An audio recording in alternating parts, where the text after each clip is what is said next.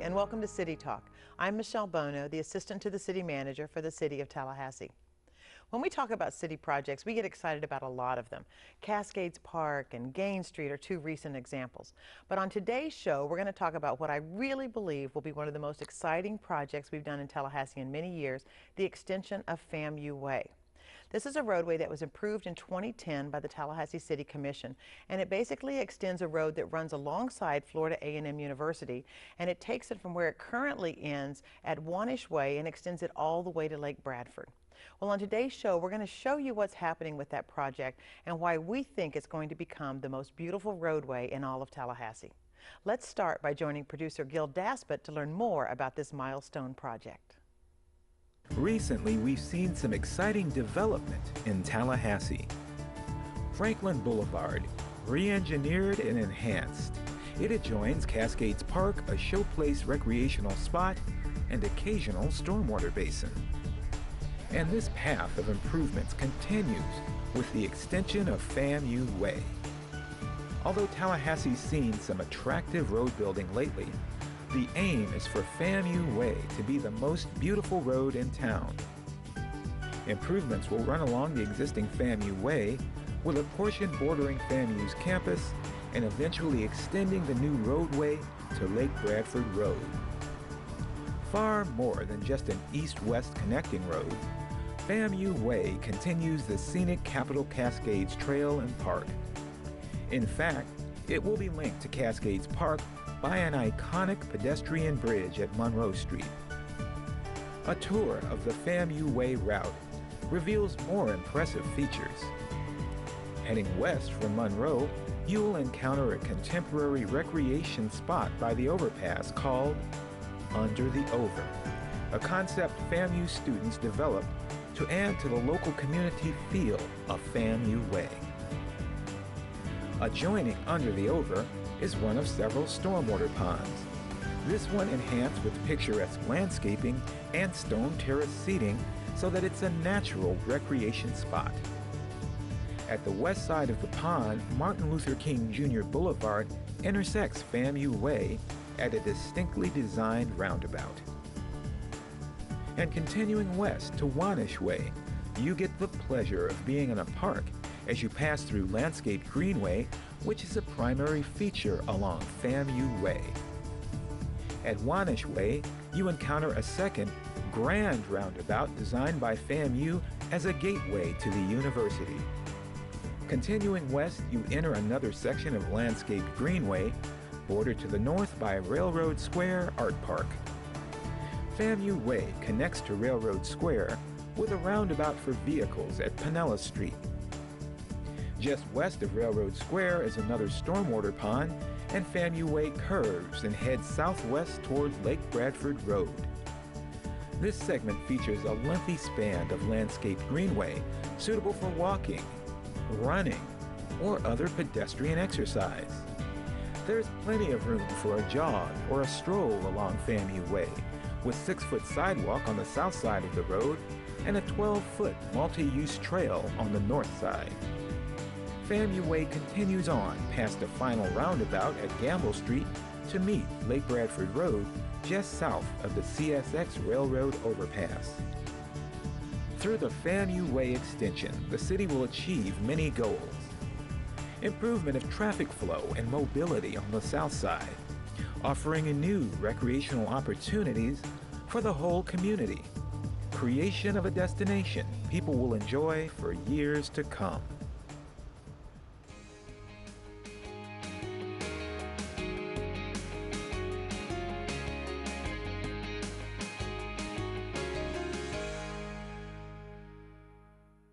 You know, whoa, heads up and heads down too, because when you're digging, you never know what's down there. See this number? Call before you dig.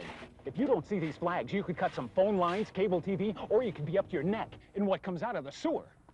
Cut into a gas main or electric line, somebody could get seriously killed. Just one call before you dig, they'll come out and mark all the lines for you. It makes sense, and hey, it's the law. Even if you're just doing a little home improvement, call before you dig, because you never know what's down there. Imagine a landscape of distinct natural beauty, a place where bees and butterflies move among the blossoms and birds find food and shelter, where plants can thrive on rainfall and native soil and fertilizers and pesticides are almost unheard of. Now, imagine this place is your own Florida home. Visit plantrealflorida.org and learn how to add native plants to your landscape and bring home the beauty of the real Florida.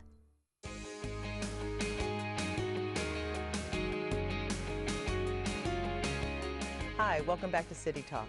On today's show, we're talking about plans to extend FAMU Way, which is a road that runs right along Florida A&M University. And we have with us two experts today. We have Gabriel Menendez, who's the city's Director of Public Works. We also have Andrew Chin, who is the Interim Dean of Florida A&M's University School of Architecture and Engineering Technology. A very long title, but we're delighted to have you here, sir. Now, I know you both have worked on FAMU Way for a long time. Gabe, can you tell us about what's the city's vision for extending FAMU Way? FAMU Way is a very important roadway in and around FAMU University. It currently runs to Lake Bradford, or to Wanish and Railroad Avenue, and we're looking to extend it all the way to Lake Bradford. We are, in February, we've celebrated the 5th anniversary of the initial public meeting, and we'll get into that, I'm sure, a little later. But 5 years later, we're under construction and going to deliver the most beautiful road in Tallahassee. Now, we keep saying that. That's because that is the directive we received from the city manager, that this will be the most beautiful roadway. Please tell us, Mr. Chin, a little bit about Florida A&M University's involvement, and specifically, how have you been involved in this project? I mean, the city always gets the stakeholders involved in the projects, but in this case, it was really from the president, the provost, the leadership team, faculty, students, in addition to the local residents, had an opportunity to get their perspective heard. And it was great for our School of Architecture and Engineering Technology because we had a fall design studio.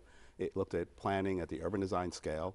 It was led by Eduardo Robles, and it was a great opportunity to get a number of graduate students kind of connected with the city and also connected with landscape architect and really just kind of present their perspectives on what is possible on the corridor.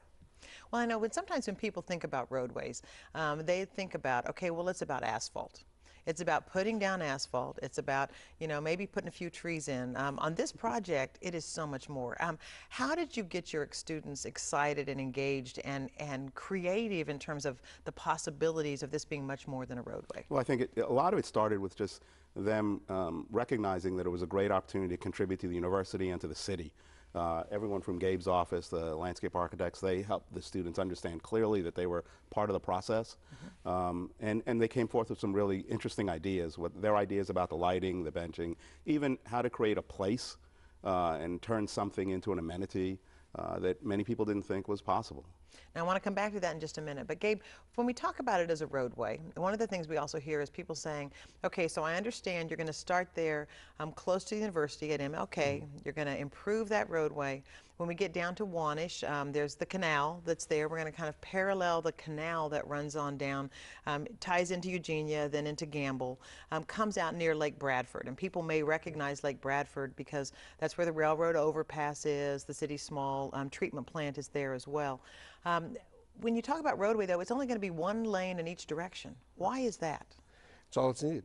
Okay. Quite honestly, we did a thorough analysis of that and the uses in the area and where the connections would be, and it's all that's needed. It's all that's necessary. We can move a lot of traffic, especially with the concept of roundabouts. We're looking to have every intersection along the route being controlled with a roundabout, as opposed to the traditional traffic signal or other options.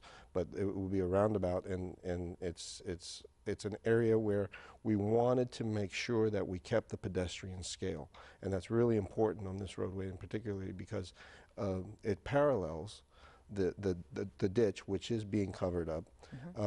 As part of the Cascades Trail extension. I think later on in the segment you'll have some comments on that. But that pairing of the roadway and the linear park is essential to keeping it at a pedestrian scale, and the 2 lanes does that much better than and let's anything talk else. about what that means. And I know you also work in architecture. What's pedestrian scale? What does that mean? Well, most of us understand that in Tallahassee, people love to be around Adams Street corridor. They feel comfortable. They don't have cars honking on them. They don't have exhaust being pushed on them. It's a place where you want to walk. Right. And I think what the city's trying to do is illustrate that not only Gain Street, but there are other places in the city where they can be pedestrian oriented and think about walking versus thinking about driving all the time. Okay. Let's go back and talk a little bit about what kinds of things the students came up with, because I think that was really fun.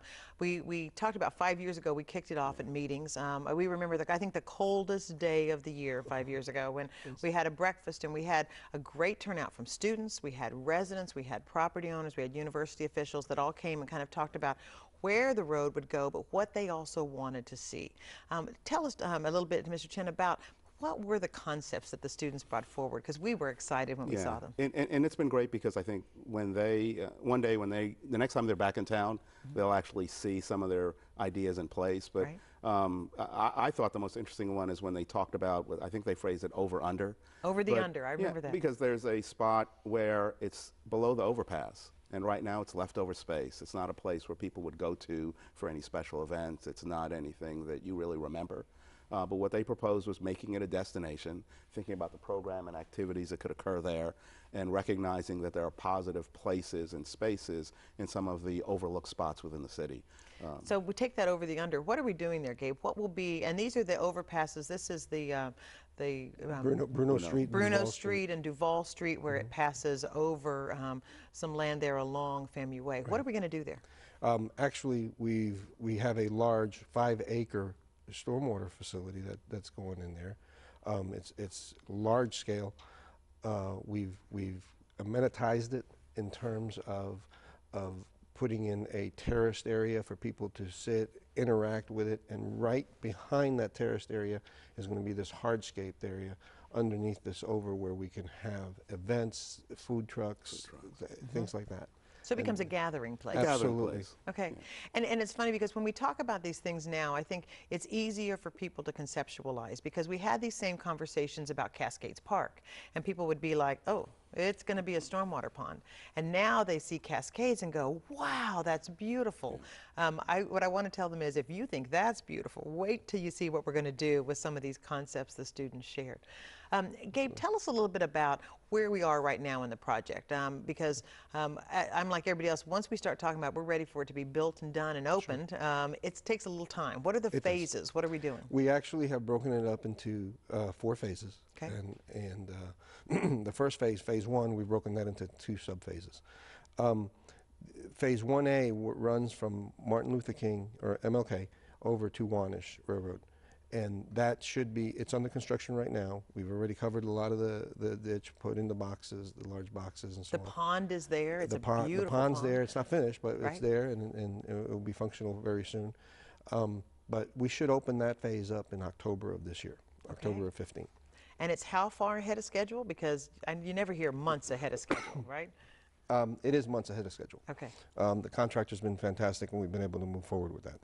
That first phase is the part that's closest to the university. And so I love seeing those students' concepts instituted in that part, because it's so close to the university, including the big roundabout that will be there at Wanish, which is really going to become, I think, an important new gateway into the university as well. Speaking of those, if I can interject, there are 2 roundabouts on that first phase. One is at Martin Luther King and the other one is at Wanish. And we have reached out and are working very closely with the university about what we would want to see in those roundabouts. Yeah, and the roundabouts provide a lot of opportunities. Should they be about history? Should they be about tomorrow and the future? But they are opportunities for public art and public places. Fantastic. I mean, we've done that with other roundabouts, and we're excited to keep continuing that. I know Commissioner Ziffer has pushed, we need more art in roundabouts, so I think there's a big push for that as well. Okay, phase 2 then. Well, phase 1B, which would be from Wanish Way to Pinellas, which at Pinellas we're introducing a new connection into Railroad Square area, if you're familiar with that area. So there will be a back entrance, or a back entrance to Railroad Square. That phase should be completed by October of next year, October of 16. Okay. Following that, we anticipate completing phase 2, which is from Pinellas down to Gamble, parallel to the railroad track. That should be finished in around middle to late 2017. Wow, okay. And then in 18, we should be completed with the final connection out to Lake Bradford Road. Fantastic. And so I know when we talk about 2018, that sounds like a long time away, really not that far, but the fact that we're going to be opening up some parts of it in 2015 will begin to give people a glance at what we're doing and that sort of thing. Okay. I do want to talk a little bit about the stormwater, because one of the things we heard from the community was they wanted that canal covered up. And I know, Andrew, you've lived in Tallahassee for a long time. I'm sure you've heard stories about the canal, and people didn't like it very much. Yeah, and it's tough because I think you have two different voices. There are certain professionals that are talking about how the canal could be an amenity, and there are certain other stakeholders that say, well, regardless of what it can be, it doesn't have it has a certain history to it. It has been a challenge, and they voice their concern. So I think what people are going to see in the final result is something where someone was listening, and in the end, it'll be something that'll be much better than most people could expect. Well, and seeing, when you look at the canal that was there, the construction includes putting in these great big box culverts that will carry a lot of water, help reduce flooding, and then we're going to be able to play and enjoy the area on top of it as well. So I think it's kind of the best of all worlds. It'll be great. I think everything that everyone loves about Cascade, recognizing that can now extend through other parts of the city, it's going to be a real contribution.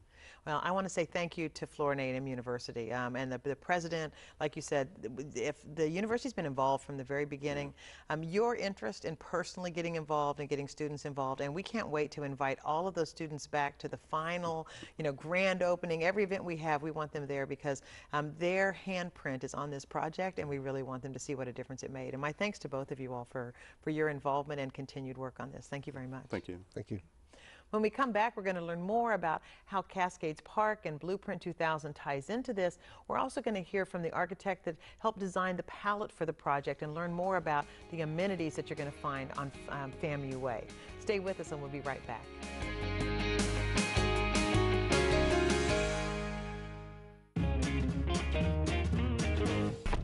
Now, as you approach the upcoming roundabout, I want you to slow down. You have to yield to the other cars in the roundabout because they have the right of way. Now, once the coast is clear, you just ride on into the roundabout and go around until you find where you want to exit. Now get into the roundabout. Give it some juice. This is fun! Visit talgov.com.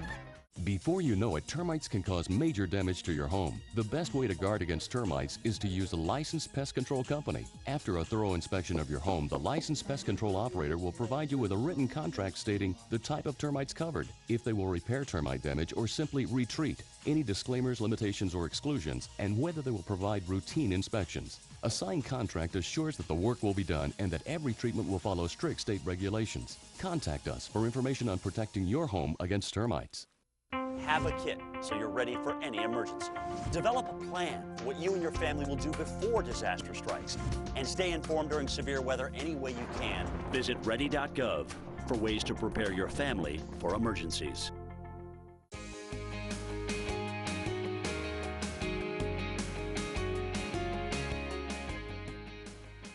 Hi, welcome back to City Talk. On today's show, we're talking about the FAMU Way Extension Project, and it's my pleasure to introduce two special guests. We have Autumn Calder, who's a senior planner with Blueprint 2000, and we have Sean Kelbley, who is also with Wood & Partners, who is our landscape architecture firm for the project. Welcome to the show. Thanks for having us. Now, Autumn, just for people who maybe have not heard, now I don't know who there is in Tallahassee who hasn't heard, but tell us a little bit about what is Blueprint 2000 and how do you partner with the city and the county on projects? Well, we partner by being a joint agency. Blueprint 2000 is an intergovernmental agency, joint city-county, and we are responsible for implementing the projects that are funded by the penny sales tax. And our main focus are community enhancement projects that help with stormwater problems, reduce flooding, provide parks and green space, and also help to make roadway enhancements. So we talked in our first segment about extending FAMU Way, but a key component of that is a linear park that's going to be built next to the roadway, and we call it the Capitol Cascades Trail.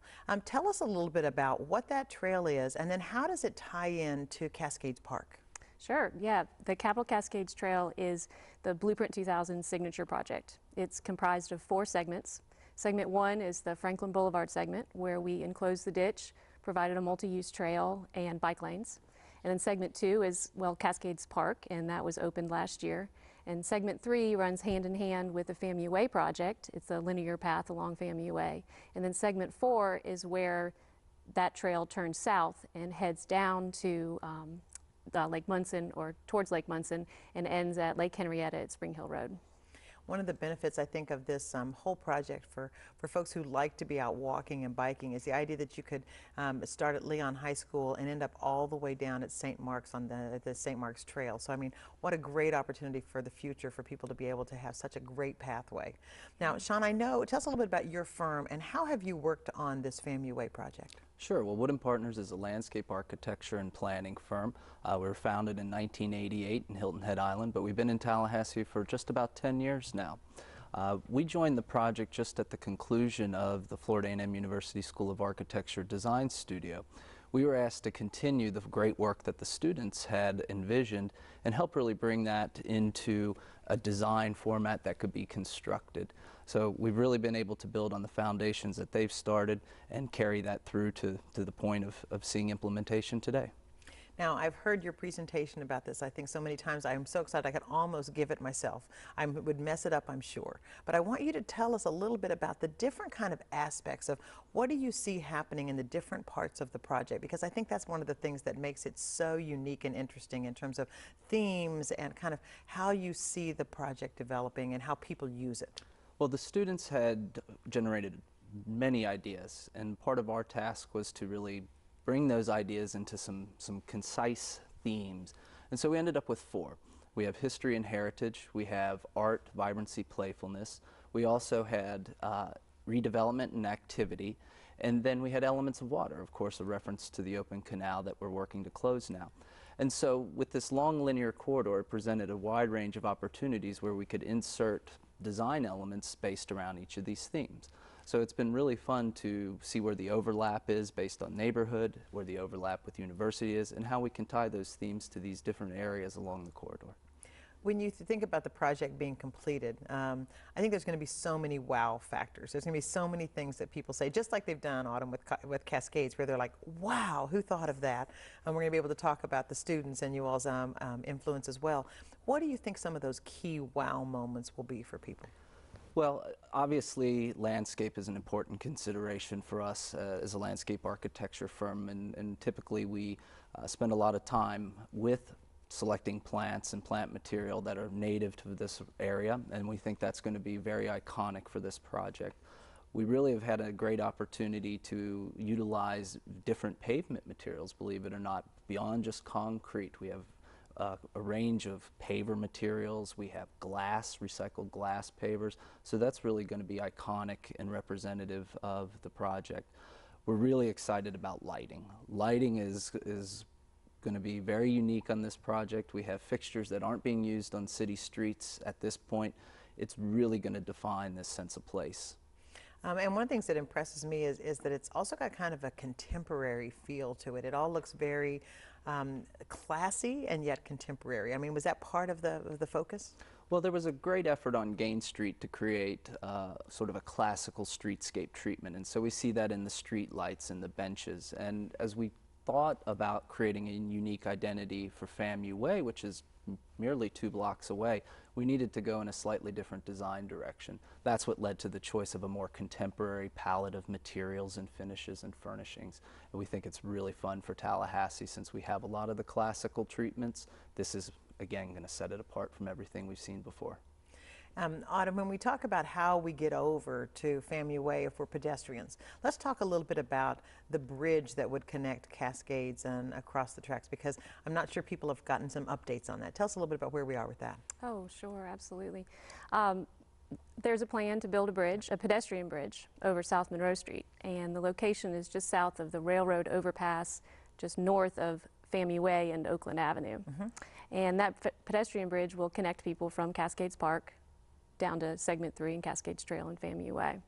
One of the things is I think the bridge is also stunning. Tell us a little bit about, you know, what's neat about the bridge. I think one of the things that just initially is neat about the bridge is that the design of the bridge was selected by the community in an intensive charrette process, which is where people come in, citizens come in and participate and give input on selecting design. So they selected an eco-friendly design. It has canopies, and on top of those canopies are solar panels. And there's a special lighting feature to the bridge where at night it'll have accent lighting that can be adjusted. So if there's a FAMU home game, it could be adjusted to orange and green, and likewise for FSU. Very cool. Yeah. Now, Sean, once we get across the bridge, we then are close to the area that we talked about being the over, the under. We heard a little bit about that. Tell us some more about what makes that area unique. What really makes it unique, Michelle, is that we think about places under bridge as wasted real estate. We don't go there, we don't use them. And the students had an ingenious idea to reclaim that wasted space. And so what we've provided is a comfortable area in terms of lighting for security, lighting to create an effect at night when people are driving through the city and they see Bruno Street overpass illuminated. But we're also providing for underneath the bridge with paved areas. We have the opportunity for food vendors to come in, plug their trucks up, just like we see at Railroad Square and other parts of Tallahassee. It's just yet another community gathering location. Now, once we go, and it's exciting now, and I think our viewers saw at the beginning of our show some of the shots of the roadway now. It's exciting to see it come into play. Once we get past Wanish and we get down to the area that's across from Railroad Avenue, from Railroad Square, it's also near the neighborhood. What kind of features are in that area? So there's really three key areas in this part of the project. We have an area that we call the Bike Respite, and it's a place for trail goers to stop if they need to cool off. We have a misting station, a little playful feature for the kids if they chose to use it. We also have bike repair stations in case you needed to make a little emergency pull off, put some air in your tires. As we move further west, we've provided a children's play area. It's going to be universally accessible, so a wide range of residents and their children will be able to come out and enjoy this park element. Various age groups also with the playground equipment that we've provided. And then all the way to the west at Pinellas Street, we've actually provided a market venue. So as we think about the chain of parks and the downtown farmers market, we might see similar events occur at this marketplace, perhaps in conjunction with Railroad Square and art festivals. One of the things I want to just mention before we wrap up is the importance of our citizen involvement. There's some great stories. We're in the process of working on getting in place a contract to also help us tell the history and the stories of the neighborhood. How important has citizen involvement been in this project? Very important. It was actually one of the strongest guiding forces if we reflect back over the design process. We believe that to have a successful community-based project, you need to have community input. And this grassroots effort, it included the FAMU Way Citizens Advisory Committee and a diverse composition to that group, representatives from the neighborhood, from the university, and other organizations. I mean, beyond that, we worked with other advisory groups in the broader context of City of Tallahassee.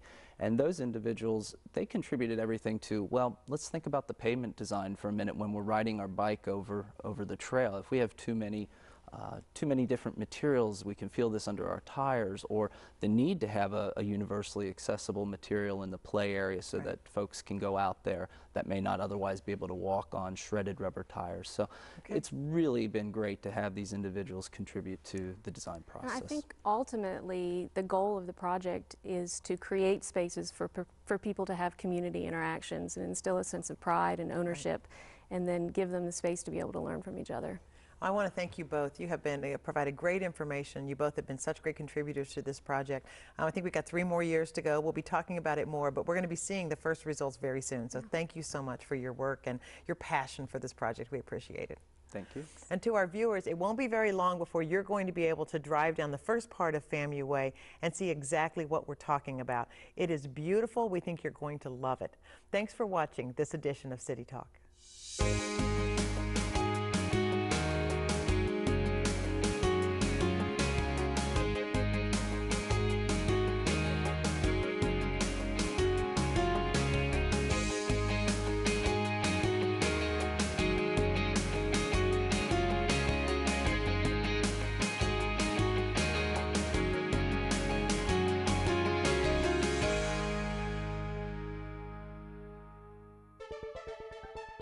Thank you.